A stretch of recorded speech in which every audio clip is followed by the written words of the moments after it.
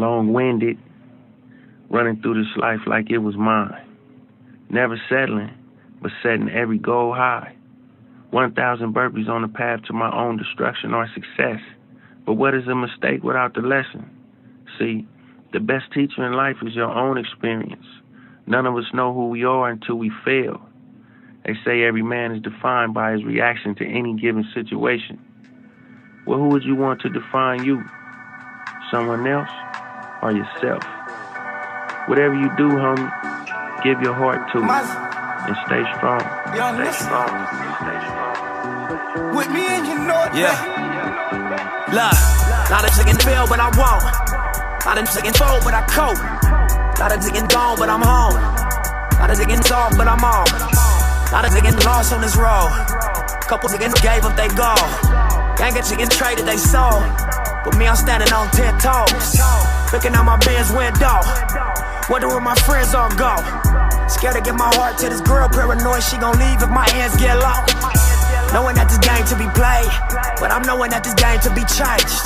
I should be afraid of afraid. I'm just trying to live up to the meaning of my name. I'm just trying to live up to the beginnings in my game. I'm just trying to live up to my moment on the stage. I'm just trying to live up to the truth of my pain and the power that it gave me on the youth of today. I put a coupe in the safe, and I shoot from the waist. My time is money, and I ain't got a second for you flukes and you fakes. How do these bitch do my walls? How do these bitch do my green blue? How do these bitch do my brother? How do these bitch do my niggas? How do these bitch do my walls? How do these bitch do my green blue? How do these bitch do my brother? How do these bitch do my niggas? Taking trips more than often this month. When I call, they pulling up 2, 3. Okay, so I'll introduce myself. My name is Shylin Rodriguez. I'm a current senior at University Prep in Seattle, Washington. I identify as Hawaiian, Filipino, and Japanese. And I started this project due to the experiences that I faced while playing high school ultimate at a predominantly white high school. So I wanted to share my own experiences, but also see if other players of color are also experiencing the same things that I did. So that is why I published my article back in November with Ultiworld, and I continued to do this for my senior launchpad. My name is Antoine Davis, ultimate frisbee player, professionally. Play for the Atlanta Hustle. Been playing for 13 years. So yeah, 2008. Born and raised in Arlington, Virginia. Identify as Black and Hawaiian, but I'm also Native American and Japanese. I am Shani Crawford. I was born in Jersey, but I was raised in Georgia, and I claim Georgia. I've got the state tattooed on my skin. I began to play Ultimate. You began in 6th grade. I began in college. Yeah, so my name is Akina Young. I also go by Aki. That's what most people call me, including my parents. You're welcome to call me that too. I use she, her, hers pronouns. I'm based out of New York City area. I am Black and Japanese American, and I started playing Frisbee when I was in college. So that was way back when in 2007. My name is Byron Liu. I live in Oakland, California. Started playing Ultimate in 2008, and I identify as Taiwanese American. And then I think the last team I played for was Revolver. My name is Lily Gu. I use she, her pronouns, and I live in Seattle on Duwamish land. I'm Asian American. My family is from China. My parents were first generation immigrants, and I guess I'm sort of first generation too. And most recently, I founded and captained Seattle BFG for 4 seasons, but I left, and I'm sure we'll get to that later. And I'm currently part of Columbia Revolution. I am Jesse Bolton. I am born and raised in Seattle. Live now currently down in Columbia City. I am Black, and I started playing Ultimate in 2006 at Asa Mercer Middle School.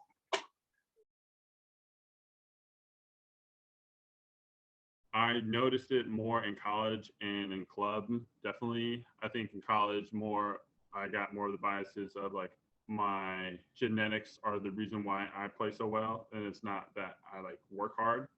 I work harder than most. And in club, I think the way I enjoyed the game came off as arrogant and boastful, and I didn't like. Basically, I felt like they felt like I didn't get it. Like I didn't know how to play the sport the right way. Yeah, I'm like, and is it because I look different? I have to assume that, right? Like I have to assume that because I'm like, I am equal, if not better, than all of these people in every way with respect to our player ability, right? So the only thing that sets me apart, I'm like, and it has to be that you have unconsciously learned to devalue me. Yeah.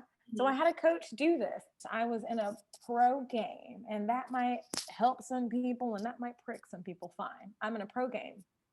And I am a star player for sure, but I'm also a captain. I'm the team manager. I was our interpreter. Like I was doing everything. I just say that to say that there is always an unreasonable amount of weight on us outside of also kick ass on the field, right? It's not fair. Anyway, so we're doing all these things, and it's super important because it's pro, and we're finally at the game, and I don't get played, which is wrong. Which, first of all, is wrong because I'm fire.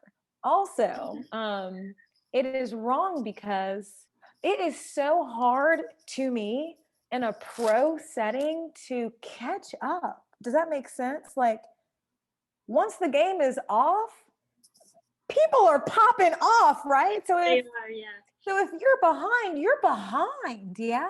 And if, as a person of color, you're behind, my God, you're really behind, yeah? So that game was kind of devastating for me because feeling that I was behind, I really gave myself to close the gap, and I hurt myself, yeah? And so, that is one tangible experience where the way I look was counted against me, and I really had to pay for it. And F that. You know what I'm saying? I know you know what I'm saying. Dang. Shoot. I used to play for a club team, and at some point there was kind of, a changing of the guard, new leadership. They were looking for new captains for a year, and I had been on the team for a couple of years. And, there was a group of kind of core people that met, and I was part of that group, and we're kind of discussing who would be the captains for next year, who would be kind of main decision makers. And that, I kind of threw my name into the hat, and then we all or people threw their names in the hat, and then everyone had the opportunity to kind of discuss like what leadership from that person would look like. You maybe got to make a pitch for yourself or whatever. And I remember one of the things that was said about me as a potential candidate was that people were unsure if I had the kind of respect from the team that they would want to see in a leader, or a team have for a leader. And at the time, I think maybe I felt some of that. Like I understood that maybe I had that view from some members of the team. And at the time, I think I thought it was because I had started very young on the team. I'd grown up with the team. And so, I'd done a lot of growing and developing. But looking back, I wonder, and I can't be sure, but now I wonder if that was part of, the biases that are typically held against Asian American people. Yeah, I think, the common one is that Asians are handlers, which has very much not been true of my career for the most part. I think that they're not seen as strong leaders often. You don't see a lot of Asian leadership on teams, or if you do, in my experience, they have had to have been on the team for a long time and, proven themselves in many different ways. And I also wouldn't be shocked if there were like embedded biases that went into decisions that were about race that like informed certain ideas or perceptions of me as a player or my role on the team. And so like I'm a D-line cutter. And in the same way that it's like, why are so many quarterbacks white people? I feel like I have never been an O-line handler. I've never been the quarterback of a team. And I oftentimes wonder if that's related to my race. Handlers sort of are leaders on teams, yeah? In my experience, it might be true for you. It is true for not just me, but in my experience, they are asked to bear a ton of responsibility. They also get to enjoy a great reward, if I'm honest, but I've always understood in our sports, similar to like a quarterback, and I'm seeing the racial divide even as I speak, but handlers are leaders, are kind of like set apart. Yeah. So as I began to play, my first coach was a white male. I want to believe that today he can say my name, but I don't know. Then he could not say my name, but it didn't matter. Even though he didn't know me, he didn't know anything about me, Shylin, like not the kind of teammate I was or competitor. I'm the fiercest competitor you'll ever see. But he looked at me with confidence, with unearned confidence of a mediocre, that's all I'm gonna say. He looks at me and he's like, you are made to be a cutter. Yeah. I am absolutely a fire cutter, but I was actually made to be a handler. I never got any instruction whatsoever. That ability or that place or position of leadership was never extended to me. And I think it is because a person like me gets sick blocks, yeah? Or like Skies is like a sick athletic beast, yeah, but they're not a handler. So yeah, but not in the traditional way. I have been denied the ability to come to the front. Mm-hmm. Absolutely. As I continue playing more and more, I definitely saw how often white men are coaches on the team. And so, yeah, I don't know, this is maybe a me problem, who knows? But I definitely felt like when I was on teams where the leadership were people of color, where my coach was a person of color, I thrived and like grew and felt really valued and felt seen and felt like the coach concentrated on me and developing me as a player. And I did not feel that way. I have not felt that way as much when I've been on teams where the coach is a white man. And so I don't know if that's about me as a person of color not feeling as comfortable seeking support and advice from leadership when it's all white, or if it's that leadership when it's white doesn't see me as valuable of a player, doesn't see me as someone to give time to develop as a player. And part of that distinction doesn't matter, right? Like at the end of the day, I don't improve as much on those teams. And like that impact is real, even if it's my fault or someone else's fault. It's just like the impact remains the same. And so, yeah, I don't think that it's ever been explicit, my memories or experiences of feeling like discriminated against or out of place because of my race, but definitely has been implicit or like in the culture, in the air and in the water, but not really spoken. It's definitely been a feeling that I've had on teams. The instinct is, again, like I said earlier, to like give people the benefit of the doubt and like, oh, maybe he's a bad coach, like maybe that's not a race thing, or like it just is that insidiousness of like that instinct that I feel in myself, even though a lot of times is like like, why is it so hard to just believe the player, like the truth that someone else is telling you? And I think that speaks a lot to like the socialization of like all of that, of white supremacy, of like of yeah, the place that we are right now.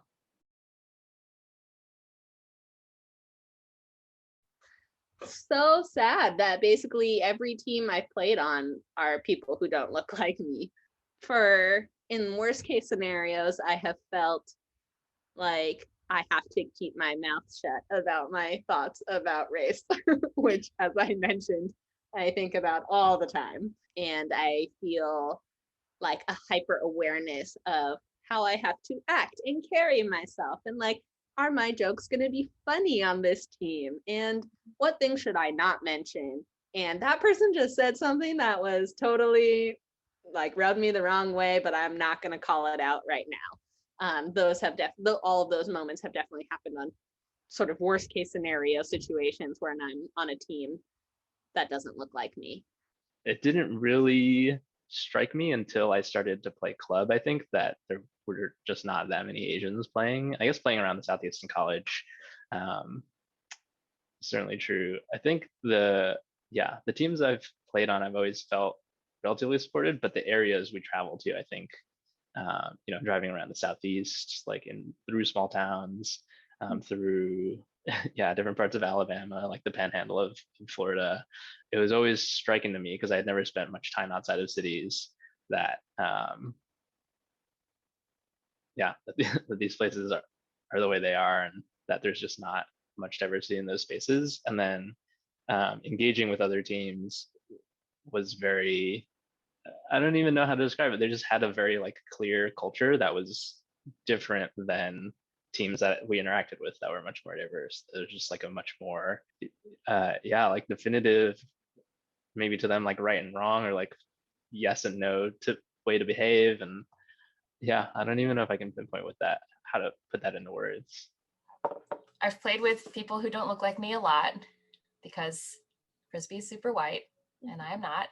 I think I'm still realizing as I become more aware of how the spaces I'm in make me feel that a big thing is like sometimes playing with people who all don't look like me and that I don't share, that I have to like shrink myself down to be around in a way. Well, I'm shrinking myself down, so I feel small. And I went to a bunch of team pods and things like that to just get out there again. And one of my goals for myself was to understand how I feel when I'm playing, like in different situations, because I've had some situations where I feel really terrible and I don't want to just keep doing that to play. But I noticed that there was one situation where I just was being weird. Like I felt like I was acting weird to myself. Like throughout the pod, I like started noticing that I was like getting shyer and quieter. And like in the beginning, I was like kind of exclaiming about how excited I was to be there and whatnot. And then also it was like changing how I was playing. And I went back home and thought about it like late into the night that night. And only like hours later did I realize, oh, I was the only person of color. I didn't even notice, actually. And I think I was just naturally code switching. And I haven't done that in a while because I'm not as used to being in a space with like a bunch of white people right now because I haven't been with anyone in a while. So it was interesting to notice that I had like just without even thinking about it, started code switching. And I don't like myself when I'm having to do that all the time. So a lot of times I go in to situations like that with the benefit of the doubt, hoping that people will acknowledge me for my wits, my humor, my personality, rather than just looking at me and being like, oh, there's a black guy. I should probably introduce myself. He's lonely out here. But as I've been playing, most of the teams that I've been on have been primarily white, and there are plenty of socioeconomical boundaries that come into play where it's like, oh, we're having parents weekend. Are your parents coming? I don't talk to either of my parents. I haven't really since I was 11. And those situations are hard to navigate. People are like, oh, we're going on a trip this weekend. Can you come? And it costs a certain amount of money. And well, the team's going, so you're going to try and do what you can to go. But that's also really hard to navigate with everyone feeling bad that you had to go out of your way to go. Oh, I used to shout my face off all the time. Yeah, I used to just meet fire with fire, honestly. But after some years of learning how there are more effective ways to deal with that kind of conflict, and now what I use it as mainly is just use it as fuel to play even at a higher level, or to be even a better teammate or a better leader, or figure out ways I can use it to increase my own performance. So there's to give them less of a reason to be against me, or just be so overwhelmingly better that there's like, yeah, you can have all these advantages put against me, but I'm still going to win. You know, I think there's a response, and I think I have this response of encountering racism and adversity because of racism, where the response is like, well, I'm just going to prove them wrong. Like, I'm going to be my best self, and like, I'm going to be like so good that it kind of can't be ignored. And I think for me, I think that was the outlet of like, you know, when there's a conflict, when I feel like I'm not believed in, or when I feel like I'm not getting respect on the field, playing against other teams or players, then that kind of became fuel for me to be a better player in a lot of ways. And you know, I am very thankful for the career I've had, and that's great in a lot of ways. But it, and I guess maybe I might not be the same player if I didn't have that feeling. But yeah, I don't know what I don't know what that means for how I feel about how I got here, if that makes sense. So I have been evolving on this my entire career. When I first started Ultimate, it was a glass house emotionally up here. Mentally, it was very tough. Like, people were intentionally fouling, calling travels that weren't travels, things that people would consider gamesmanship in order to take advantage of the rules to win would really irk me. And I would scream, I would throw my hat, I would stomp on the ground. But as I've got on in my career, I've come to accept that, one, we're playing a game here. It's just a game. And two, playing Ultimate to me is bigger than wins and losses. It's kind of what I feel like Ultimate saved me from where I was as a youth. It has given me opportunities to progress to the point where I am now. And I've lost teammates on the way. And it really has been hard, more on me emotionally than losing any type of game.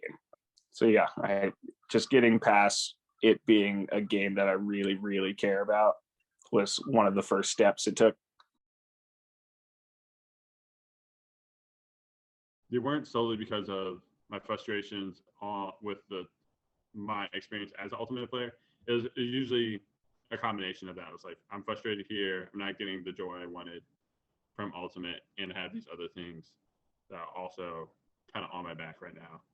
So Ultimate is not serving me in the way I would like it. So at those times I did take breaks. In particular, I was thinking of moving to different teams because I think I earned more respect than I was given at times. And basically, if I was gonna get there, I would very willing to like pick up my stuff and go somewhere else where it would be respected. Especially last year, in 2019, in my Revolver experience, especially, I think especially for the situation we had and the player I was becoming, I had a lot of room.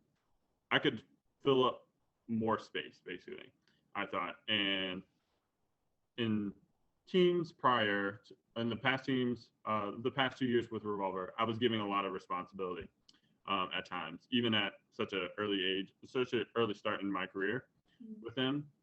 And my last year, I think I was really pigeonholed for reasons I could not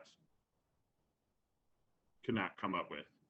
And because of those reasons, I think it definitely was helped push me over the tip where I was like, I don't want to play next year.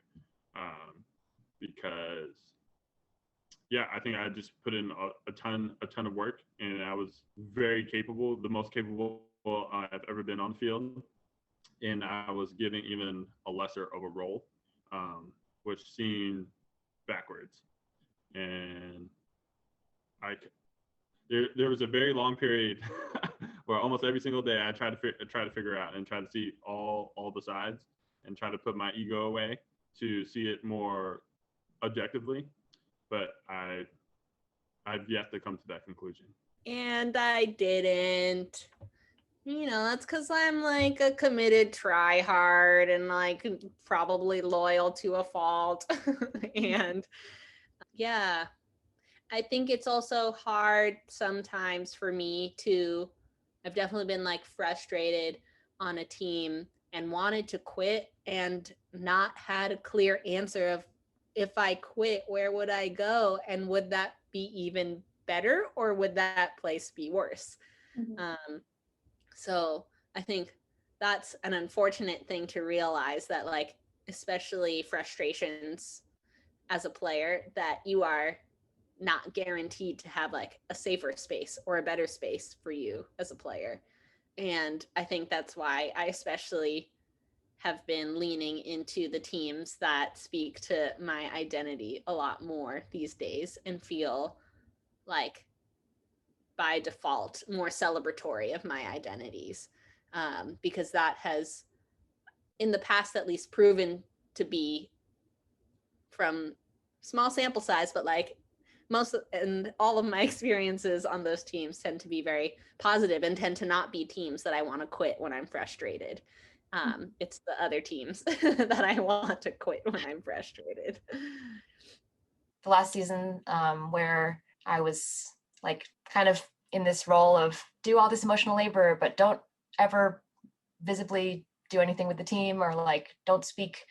I expressed wanting to quit, wanting to not be a captain, because I didn't think that what the team was asking of me as a captain, I could really deliver. And my co-captains in different ways kind of told me, don't quit. One of them expressed that if there was any kind of like turbulence in the team mid-season, like a captain leaving being a captain puts our team, the thing that makes our team fall short of winning nationals, and actually like took that really to heart and was like, I care so much about the team achieving the team goals, and like I am responsible for the team in a lot of ways because I'm the captain. Like I need to do everything I can to like keep doing whatever the team needs. And I don't want to ever like look back and be like, oh, they came so close, but they fell short. And what if it was because of me? That was really unhealthy thinking. And in forcing myself to stay and like keep kind of like being the me that the team was wanting me to be and not being the me that I want to be, I started to really like, I did not like myself at all. And I always felt like I was not enough for the team and also way too much for the team at the same time. I was having breakdowns at like every practice. At some point at every practice, I would start crying without being able to stop myself, and I would have to like leave, or sometimes felt like people would criticize me if I left too much, so I would just stay and be crying. And I just hated it. And I kind of hated myself because I felt like I was just being not enough. And I had suicidal thoughts, which I have not ever otherwise had. And I still was like forcing myself to just be there until the end of the season. During this pandemic, the conversations have started, and a lot of my teammates are white men. I know most people don't want to be uncomfortable, right? And they were trying to have these conversations at first, and in some cases, I thought they weren't getting the point. Like the whole point is to be uncomfortable in these conversations and like to learn about other people's experiences and know how you contributed to those experiences, good or bad, right? And that sheds a light on your good side and your bad side. And at first, these conversations, I would say, were ineffective. People don't have the practice of talking about race, so it's not comfortable. And people start like this, you know, and I start like this, you know, because I'm just like, nah, lean all the way in. And by no time at all, if I'm honest, like by the intro and like the norms, they're like me, they're like this, you know, which I think is everything. Because race isn't real, but as a social construct, it has been used to do devastating damage. Yeah.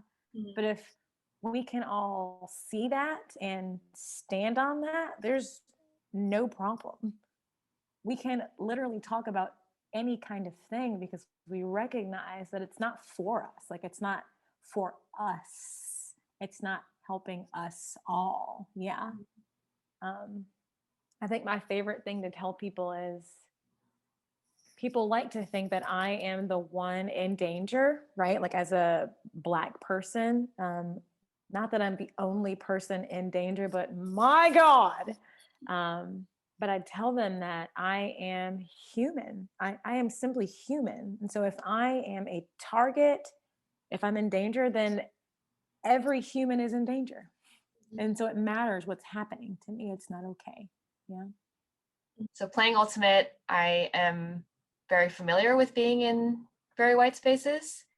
And I think before the protests in 2020, conversations about race on white teams were definitely, the trend was that they prioritized the comfort of white people, even in talking directly about race.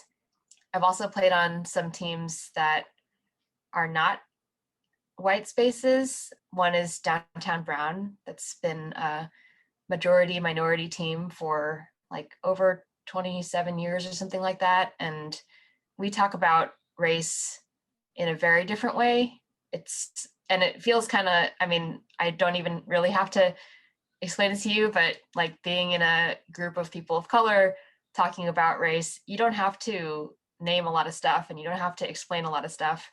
And even talking with people of color who look very different than you and have very different lived experiences than you, there are certain things that just don't have to explain. And I think those things are all just like, you don't have to try to explain or make visible white supremacy.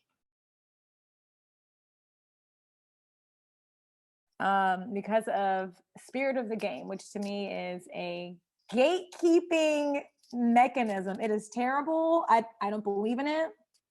Here's why. Spirit of the Game assumes that we as players, all of us, although all of us are formed under systems of oppression and segregation, this, like, it's like the gold essence of our sport, you know, like we cleave to this thing, but it is not single-handedly, but it is very much used to uphold a gross system of white supremacy. Who defines it? White people. What is it after? White professionalism, which could be knowing someone's father, and so getting a pass, right? And so this Spirit of the Game is used to police people. I'm trying to recall your question because I'm just hot now. What is your question again? Dang. Making biased calls against players. Yeah. Players absolutely do it because all of us in a sport that is kind of diverse, but it's very much white and non-white. White is the default. It's good. It's heroic. Yeah. Not white. And in my experience, Black is aggressive. It's animalistic. It is all these things. If that is what all of us have been raised to believe, all of us, then it's dangerous to ask us to make calls, to consider each other. It literally cannot be done safely. And so it shouldn't be asked. Or something should be implemented to enable players to begin to approach a place, a space where they can self-officiate. But the dominant culture controls how anything is interpreted. And so like the spirit of the game, like the general idea that sport can self-officiate and that people can engage in it in a way that is like, I don't even want to use like respectful because that has connotations to it. That is like focused on the joy of the game, which I think used to be written in the rules. I'm not sure it is anymore. Like that idea, I think is very appealing to me, and the way it is commonly interpreted, or the way that people have, formed these norms around what spirit of the game looks like and means, and how you exhibit it, like there are awards for it, and is very tough, right? It matches the community that we are, which is tough because we're a very white dominant community. And I think that, yeah, like again, like the spirit of the game, great idea, terrible execution, I guess, maybe to sum it up. Like when you use it as an excuse to kind of police people, I think that's where it can start to get problematic. Also, the rules of Ultimate were made by white people. So when it got added, it was added by white people and added with a lens of white supremacy or white experience. So yeah, I think it's not like spirit of the game itself is evil or terrible.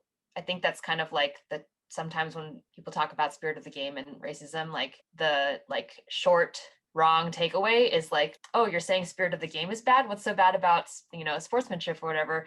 And it's not that. It's just that anything can be used as a tool of oppression, either intentionally or unintentionally. And spirit of the game is one of those things that, like, in a lot of ways describes and codifies, like makes concrete and into the rules ways of behavior that are good. And those ways of behavior are also white. Oh, there's so many examples. I can't even think of like a good one to talk about. People talk a lot about spiking and if it's spirited or not. And I feel like everyone's always trying to say, absolutely, like either spiking is bad always, or this type of spiking is good, but like just every kind of spiking, but edge down spiking or whatever. And people are always trying to make like this absolute thing, but it's so much more nuanced than that. Spiking by people of color that are celebrating their teammates, or celebrating in a way that like white people don't recognize as celebration, can be dinged in spirit as aggressive or, not being respectful of the other team and whatnot. I think you've probably touched on in your videos already, like that the celebration of a white player and the celebration of a player of color, particularly a Black player or a player who's dark skinned, like can be viewed so differently and like judged so differently. And so I think the part of spirit that it's not all spirit of the game is like messed up, but spirit of the game is used to judge people on how well they're doing at like being a part of a white space, at like shrinking themselves down in that way, assimilating, and people kind of get punished for not existing in a white space well enough.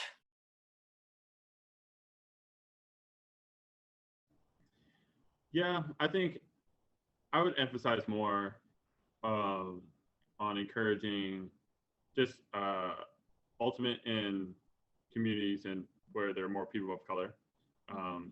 And the reason why I hesitate to like say these things is like, what would I do if I could like change the movement of the whole community, is because I always believe like you should be doing it already, like for yourself, like trying to make that change. So you can't really like, you better walk your talk.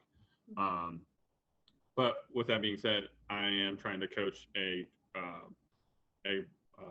college team that's composed of kids who go to HBCUs, and so we're trying to combine like 3 HBCUs teams together to make one collegiate team.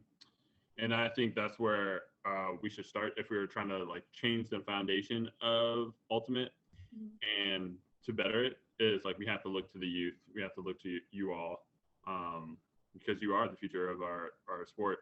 And if we want the future to be different, we have to start planting the seeds now. And that is, just getting more people of color involved and seeing the beauty of the sport. Because like, even though, there's some craziness that goes on in the sport and people often think our sport is, like near perfect or just without flaw. There's plenty of flaws as we've seen through this through these discussions, and I think the way we can overall prevent these biases from happening is to invite more diversity into the community, and having putting our resources behind it too. So Ultimate is really big. It's not really known for its money, but it's known for its like volunteerism and people, helping out each other when they can. So let's put those resources into helping out the youth and diversifying it. Yeah. I want this community to get past repairing, I guess, like putting band-aids and glue on institutions, concepts that don't work, that clearly don't work. And I want us to give ourselves to make something, to create something much better, new, something not yet seen. Yeah. And then, or else our name isn't Ultimate. Are you serious? Can we get a lesser name than Ultimate? Y'all out here front end. Okay, let's go. Culturally, I would love us to change a lot. I think Frisbee falls into the trap of making lots of assumptions about people being liberal or progressive because they play this like crunchy granola sport where like everyone is like cool and hippie, but that doesn't always actually translate to a space that's like welcoming and thriving and inclusive for people of color. Or especially I think about this from my experience as a player of color. And like, how can we move beyond the culture of like, we're inclusive and we are neoliberal, to like actually being radically inclusive and like radically abundant in our like celebration of people. And I just would love that to always happen, and love it to be a space where that always happens, and a space where you don't have to stay just to support your other friend and teammate who's also getting abused on the team. And like, you don't have to feel pressured to stay to fulfill a commitment. And when you know that like, if it's not working for you, there's spaces for you to leave and go to, and like know and be assured that there is abundance and safety and happiness in those other spaces. Like what I wish for a sport where you don't, I wish for a sport where you feel confident that your alternatives are good and your alternatives are exciting, rather than your alternatives feel automatically worse.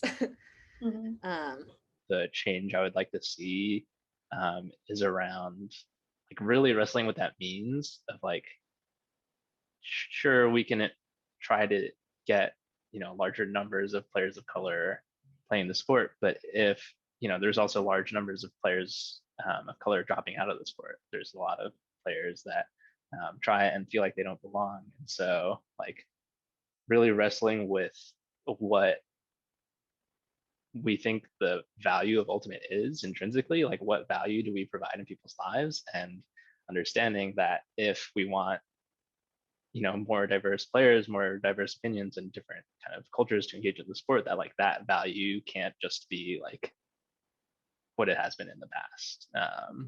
You can tell someone about Spirit of the Game and it's like so deeply moving that it is like a sport that they have to play. Like we have to offer something like a community, a safe community, engaging and encouraging like positive building community to attract that. I want to see a lot of changes.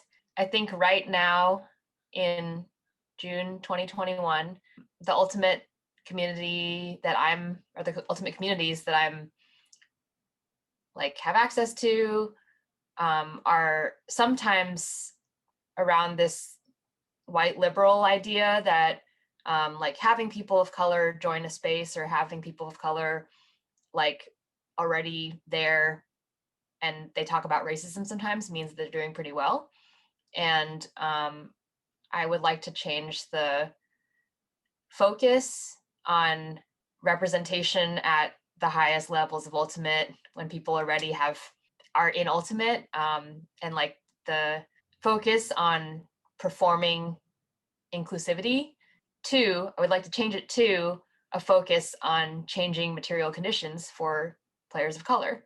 And I want to highlight that there are players of color in the sport now, but those are not even all the players of color that we're trying to address the experience of, because many of the players of color that we're talking about aren't at the table. They aren't even in the sport anymore because they were pushed out or they never were a part of the sport to begin with.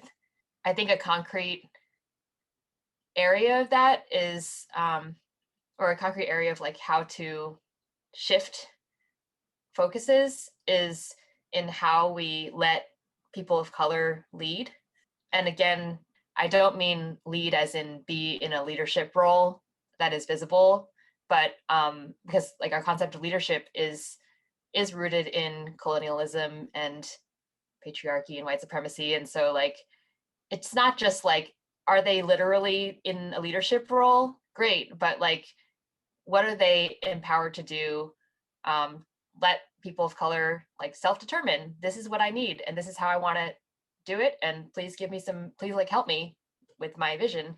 Like this project that you're doing right now, if it was conceived in a white space or by white people who then empowered you to be in this role, interviewing role, it would be totally different. Like even if you were here and I was here, like the kind of changes, how we're even like making changes now, who is owning the changes, or like literally who's owning the teams, like who has the power, and are there actually other changes that players of color are asking for and are working on that could be better supported by the rest of the community.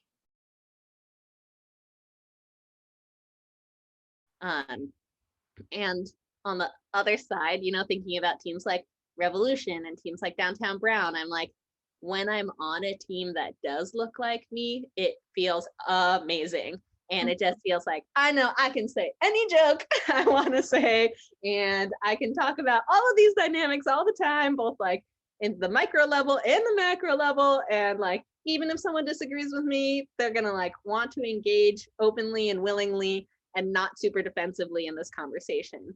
And that especially for a team like Downtown Brown, because I don't have the language to have those conversations in Spanish yet with Revolution, and I don't have like the historical cultural analysis to know how to have those conversations about race with Revolution in Spanish.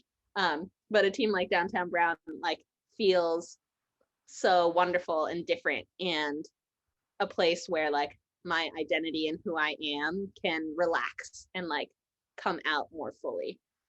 And it was interesting also because this question made me think about, I was sort of like thinking about this question, and I remembered someone had once mentioned something to the effect of like, I love Frisbee because when I get on the field, I'm not any race. Like I'm not Black, I'm not white, I'm just like am a Frisbee player. And part of me was like, well, that sounds nice. And that has not been my experience.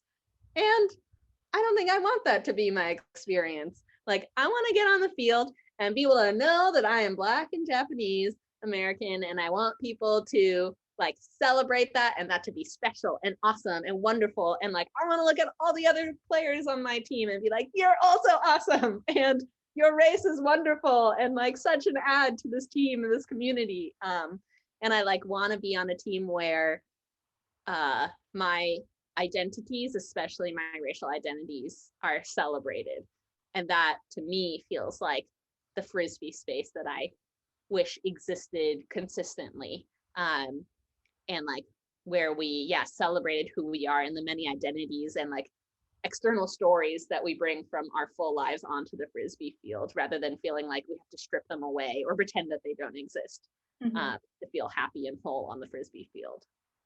It was great. Probably one of the most fun alternate experiences I've had. Definitely one of the most memorable. I don't know, Stasi, who played on the team, is from New York, wrote an article on it for a piece on it for the Gridlock, which summed it up, I think, fairly well. She talked a lot about how, before she got there was this trepidation around like, oh, like we are the players of color representing other players of color. Like this has to be like we have to be so good. Like we have to hold ourselves to such a high standard. And like there could be all these expectations on what this game is supposed to be or supposed to look like. And like, what if it's a bad game? Like, what if I play badly? What does that mean?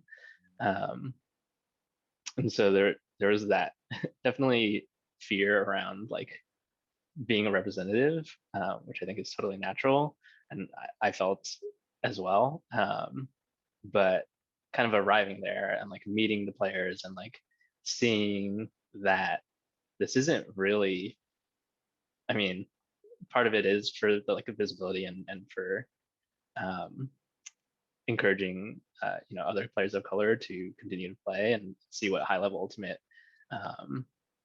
players of color can play. There's definitely that piece of it, but it was very easy to like form a community within ourselves and not have to worry about what people looking at whatever we did became. And I think because that group was players of color, we were able to kind of remove that white gaze aspect of it from our own experience at that time, and it just meant that we could kind of engage in the ways that we wanted to, in the ways that felt natural to us, without thinking about what that meant. The first time I played with people who looked like me was in 2007.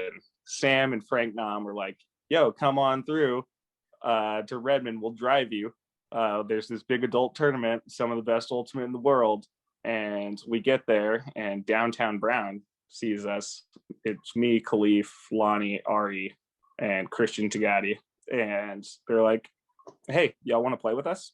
And I was like, wow, you have an entire team that looks like people I hang out with. Like everyone's a person of color.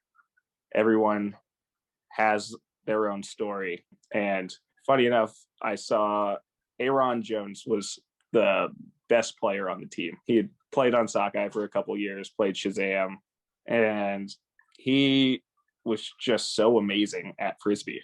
And yeah, he was always like, yeah, all my friends tell me I'm the whitest black person they know because I play Frisbee, I play guitar, I love alternate music.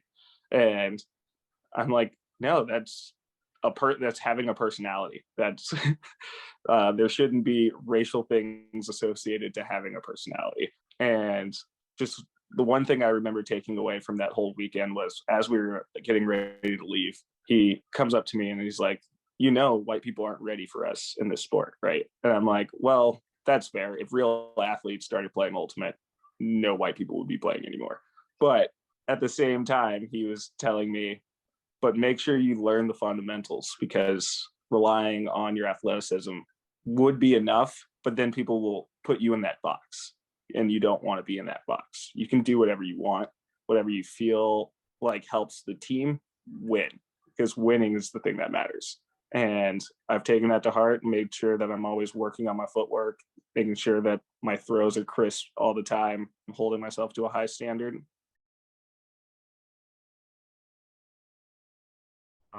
The advice I would give is like definitely first accept it, that you're frustrated and recognize that you are frustrated.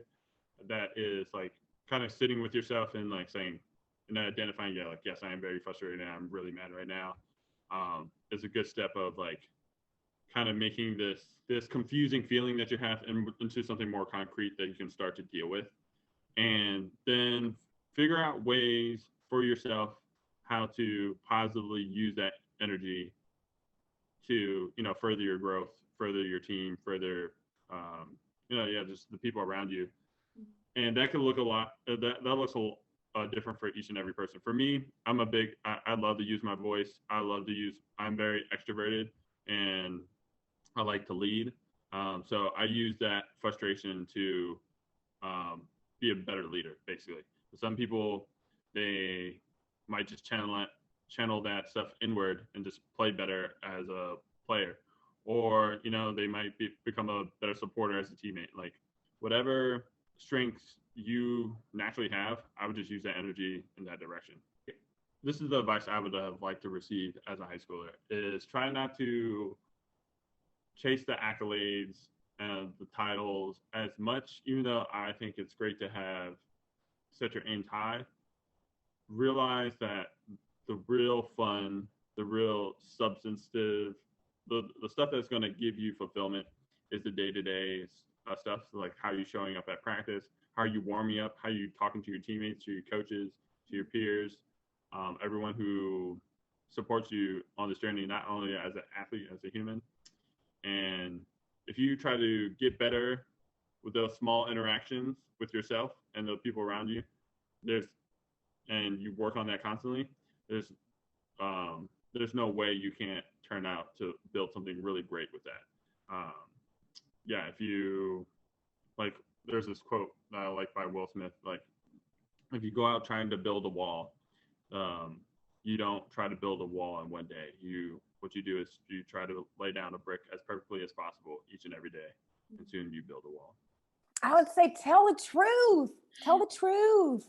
I would say you matter. What you think and feel is right.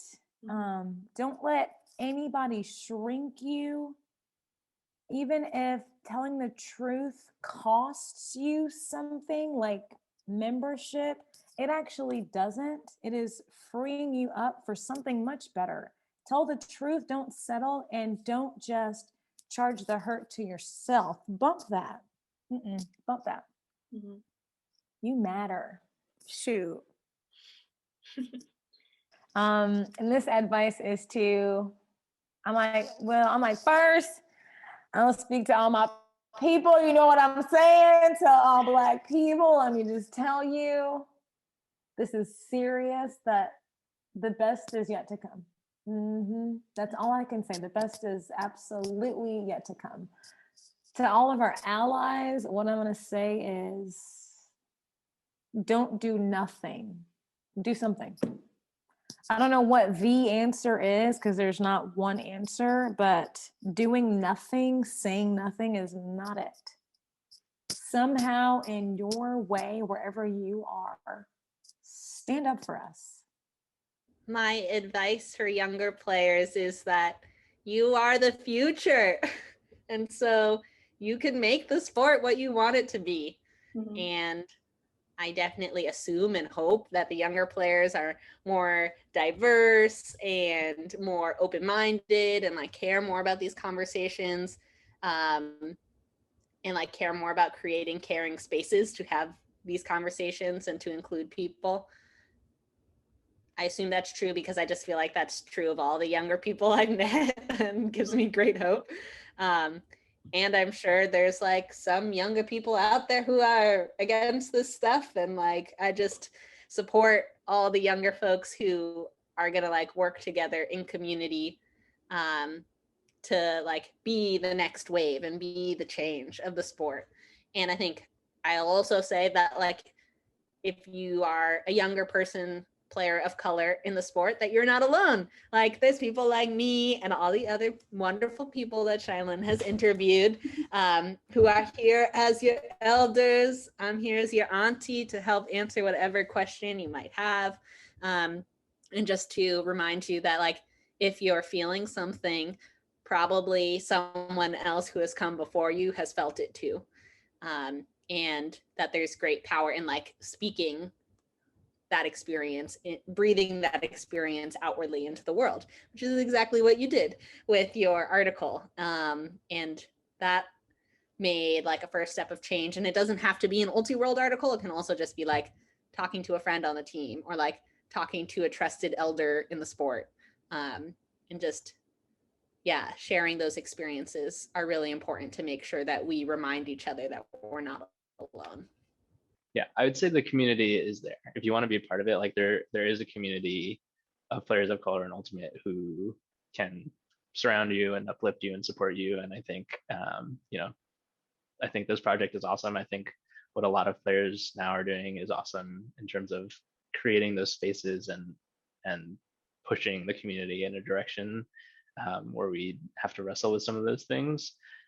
And you don't not everyone has to engage at the level Shani is engaging with, starting this diversity and everything like that, but it may take some work, and maybe that's unfair, but you can find that community in Ultimate that will help people, that will help you feel like you have family.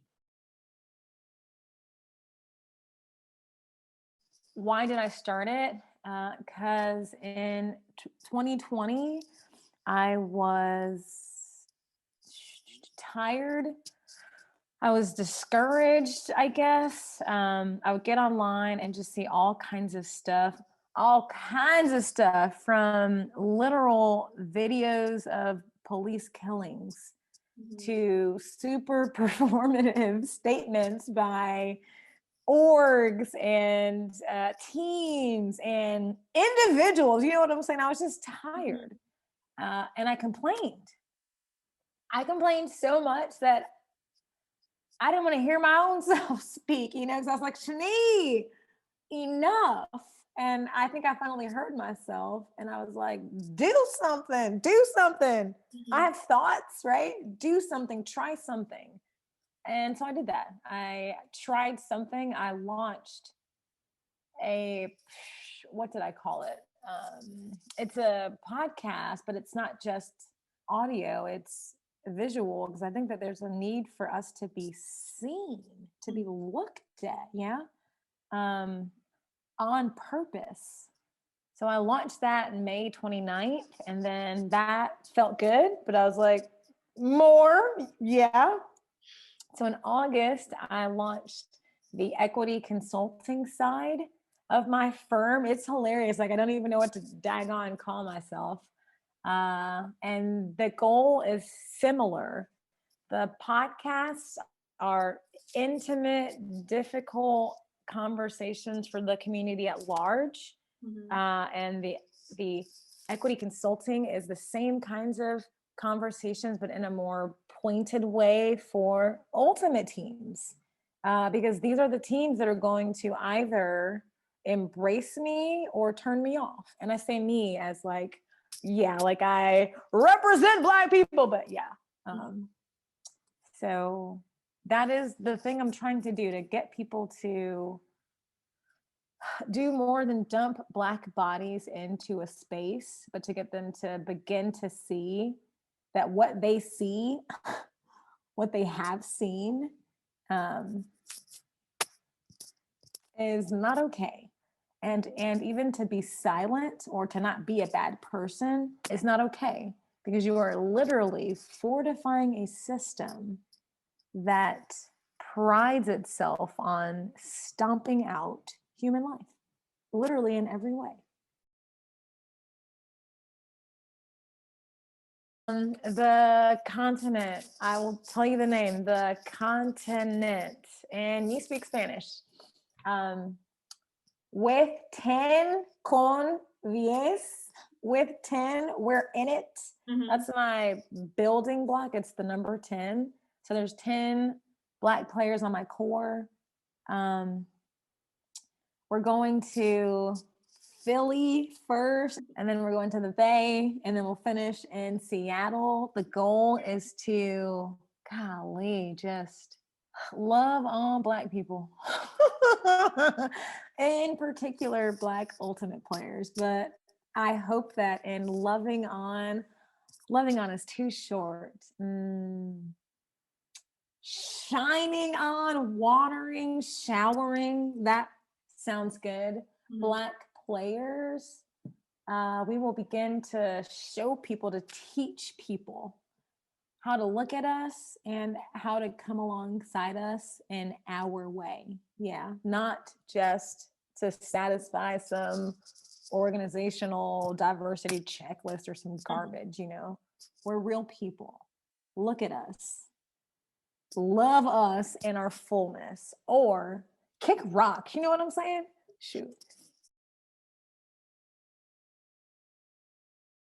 Who wants to go first? I guess I already talked. Okay. Hi, Ari Lozano, Program and Development Manager, Age Up. I think the first time I did anything like related to Age Up was like definitely before Age Up was a thing. In 2010, it was just like any ultimate playing in the South End starting in 2007 in middle school, and throughout high school I like did summer camps, all the free summer camps that were provided at like Van Asselt, and have just been like connected to Age Up through that. At one point in college, I did like an internship for a summer where my college paid me to like do some work with Age Up, and that was really sick. And out of college, I was a board member, and that transitioned into like me getting an AmeriCorps position at Age Up in 2017, maybe 18, and I've been working at Age Up since then. Like Ari, I was around in that 2007, 2008 era, and there wasn't like a guys side yet, so I wasn't able to be in the program. So then I just always, when the guys program came around and I would come back and visit from college, I'd always just hop in and just join a session, be in community with people. That was dope. And I started the AmeriCorps position the fall of 2019, and I've just been here ever since. I'm a program manager now. Ash Escobar. I started working at Age Up in 2017 in that AmeriCorps position. So it's been 4 years, and I am now a full-time program manager. And yeah, I've just been here ever since, connected through Cleveland and Cleveland Ultimate. Yeah, let me think. I think I started Age Up either my freshman or sophomore year in high school. So 2013, 14 or 2014, 15. Either one of those. I think it was my freshman. Pretty much because Miko, who used to run the boys program, he was my coach in middle school, and then sort of convinced me to join this program. He was like, there's food every Friday, come hang out, kick it. You'll get better at Frisbee. I was like, bet. That was like 50% true. And yeah, joined it, really liked it. The following year, I joined the internship for the boys program. And then next year I did the same internship, but then also did returners program internship, and just sort of kept applying for jobs that Age Up kept putting out. And eventually my freshman year in college, which was 2017, I joined as a staff member, as a AmeriCorps member. Now I'm a program manager. Yeah, 10 years. That's the summary. But I started coaching Franklin. I moved back to Seattle in 2010, and then got in touch with Frank Nam and was like, hey, I'm trying to coach. He was like, come coach at Franklin. I was like, cool. And then I hadn't met Sam Terry before, and Sam Terry was like, hey, we're going to try to do this thing at Jefferson. And I was like, cool, I'm in. It's like, talk about racism and play Frisbee. I was like, my two favorite things. And then, yeah, I've been around since then. Well, I think like part of the really sweet story around that is, so Zig and I were on the same Frisbee team in 2007. And like that whole crew of people, that like a sweet crew of us, like a lot, like the crew of us are like still pretty close, like to this day.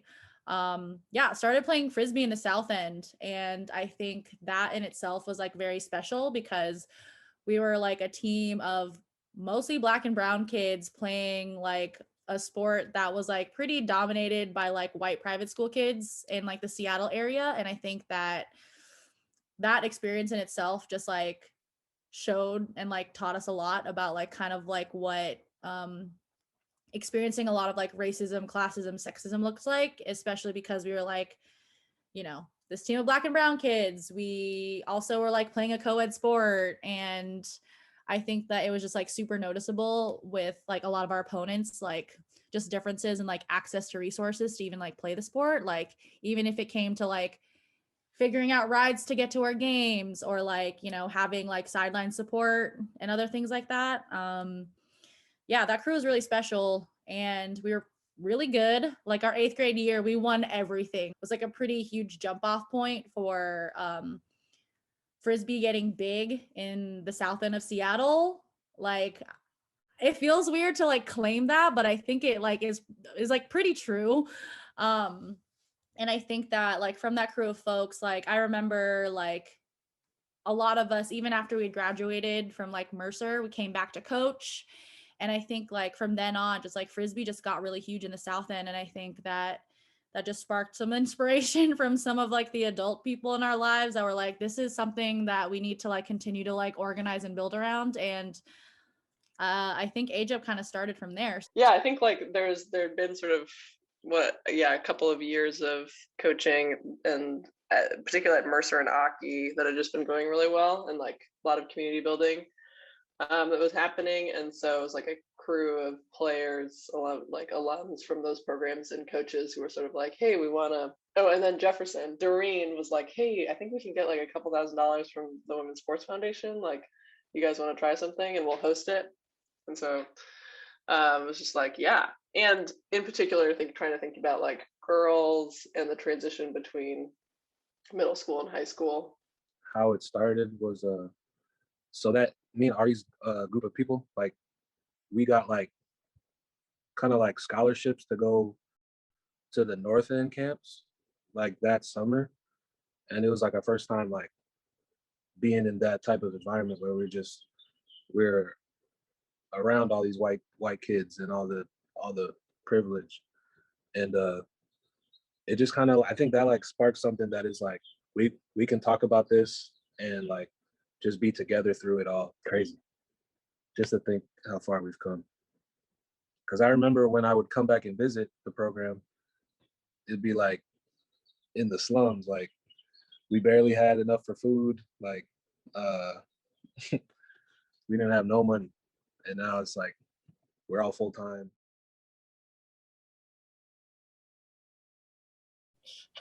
Yep, justice.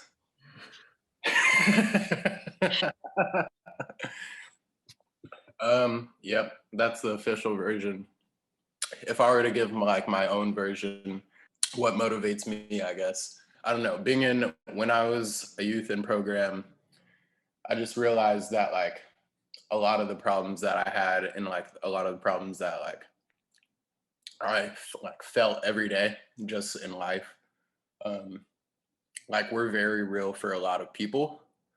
And especially just being in that like close cohort of like people that are going through the same thing as you, just like made me really like made me feel for other people.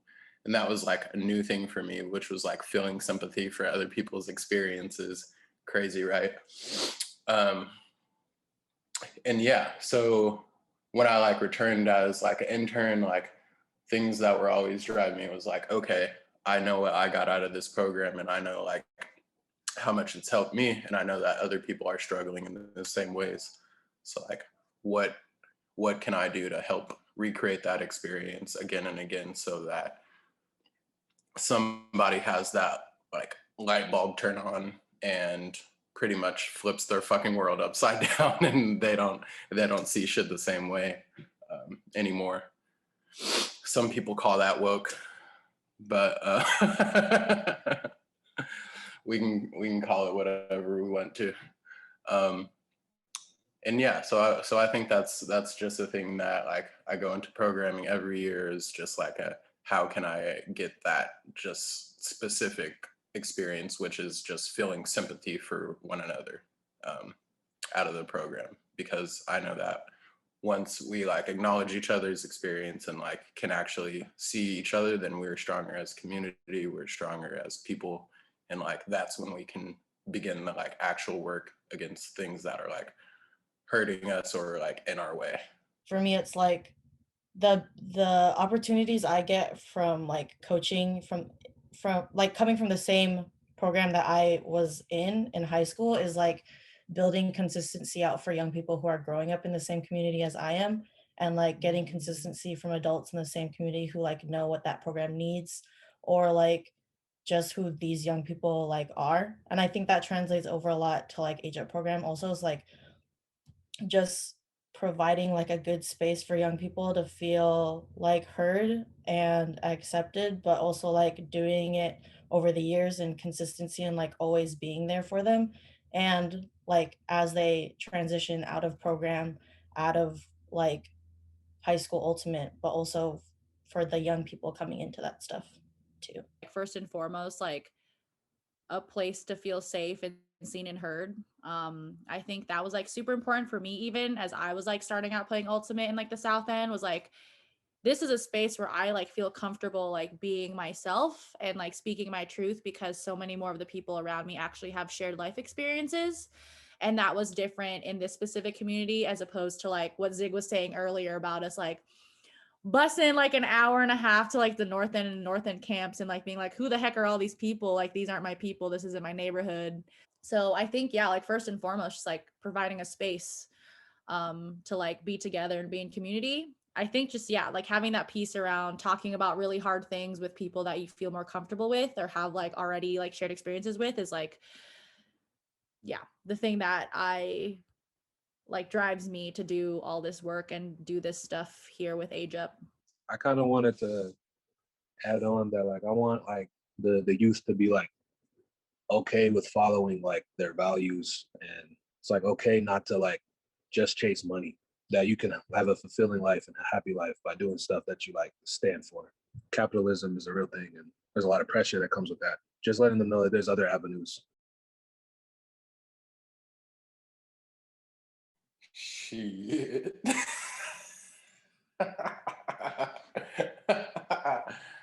That's a funny question. All right, what are summer and winter programs? There's a bunch of small groups for kids to join, like environmentalism, mental health, anti-Black racism, doing stuff like with social media. And a few years ago, the goal was to like present things to the youth, like elementary camps, and present like workshops for them, really having like interns like cultivate things for themselves, something that they can like be proud of and not really ran by like the people that are on this call, which has been like really sweet. And I think there's been like a lot of growth for people in that. So that's been cool. I don't know, just the stuff that's hard in people's lives is like what's hard, I think. Like trying to think, I don't know, we've spent a lot of time this year trying to think about like healthy relationships and boundaries and consent and like sexism. You know, a lot of folks are being impacted by gentrification, right? And just like all of those things impact us and impact our young people, so impact us, you know? Yeah, that feels hard to like add on to that. And I think like simply put, like what Hannah said, is like whatever challenges like any of our people that are involved in our program have to deal with are all like challenges for like all of us, that I think that we have the tendency to like hold and carry, like even if they're like not about like running AGEP itself as like an organization. I think it's like, yeah, the care about the community and like holding and like wanting to support and care for the other people in that community, regardless of if it's like connected to like stuff that happens in programming or like Frisbee related. Like, I think those are like general big challenges. So like, let's just toss in just like general oppression, right? Like, I think that's like a huge challenge. Like, all of us come in with stuff that impacts all of us. And those are like the big challenges, like every day, right? I guess I don't know. Like a big accomplishment, I guess, personally, was becoming like full-time with AGEP, and just having more capacity to do more of the stuff that I care about, and like feel like the organization is like also backing me in that. Especially like pertaining to like bringing like ultimate frisbee like at beach and like having more capacity to like actually have a program there instead of just like straining myself to like do this thing just because it feels like I'm the only person that cares about it because I'm an alum, and just sort of doing that out of like the love of my heart. But now it's like, yeah, this thing is actually like being backed, supported. It like does help, and I am like super proud of it, and just glad that I can like do more of the shit that like I care about. I always said that it always comes to my mind is if we're trying to undo like oppression, we need both sides kind of a deal. And I think just the fact that we have both sides is what I'm proud of. Yeah, I would say one, sort of similar to Justin, just like proud of like that we're still here and doing stuff, and people, and we've like been able to get funding for folks to get paid for like a lot of community work that they're already doing. And yeah, it's pretty wild. Like just from 10 years ago or 11 years ago at this point to this is like not, I think, what anybody was like predicting. And then I'll always be proud of the Franklin girls for coming back from their like 8-0 or whatever deficit in 2017 to win the first South End state title. So I'll just throw that one out there for fun. Proud of a lot of the same things like that we're here.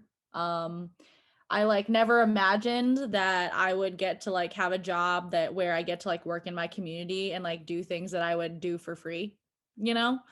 And the fact that like this is like a possibility, like it sucks that it feels like a lot of people are like, yeah, like saying that you like love your job or like that feels like hard, but I like really do love my job.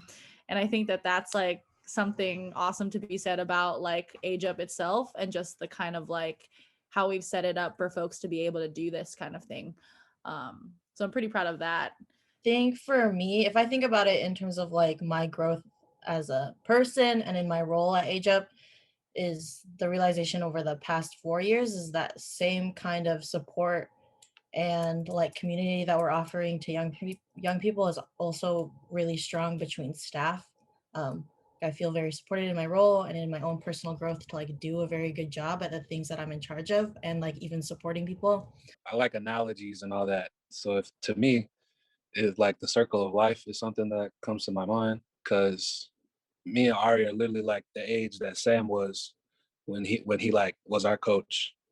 So like it just feels like it's only right that eventually they'll move on past us. And then I think of like when you're purifying water, you like put it through something, and then I don't know. I feel like we're just in a stage where it's like we're purifying our water because water is life, and I don't know. I feel like all the muck and the kh, that's like nasty in my language. All the nasty stuff in the world that is just out there, and like program like this and community like this helps like purify is what I feel like, and then the water will be more healthy for those to come. That's what I hope for the future. Yeah, I like what Zig said about just like the circle of life thing. I think just, yeah, continuing to like have this space, like whatever that looks like and whatever like we decide to do and wherever like folks who want to take leadership in this like want to do with it, just like keep this community. I think that that's like a big like just general goal for the future. And like I don't know what else, like what specific things that looks like it could look like, you know, expanding program to like further south, well, where our people are, like it could look like having our own office space. It could look like a lot of things, but I think just like whatever our community looks like, continuing to have that same community, like South End Age Up community, I think is like a huge goal for the next 10 years. Echoing off Ari, I think my hope is still having the space, but I think we talk about it a lot on staff of explicitly having like smaller spaces for groups of our young people, like our queer young folks, our Black young folks, and like still providing those spaces as well, and doing it thoughtfully. I want like Age Up just more in like school programs instead of just being like the community thing. I would want it to see, yeah, just more in like the actual school, doing stuff and having more outreach there to reach more than just Ultimate players.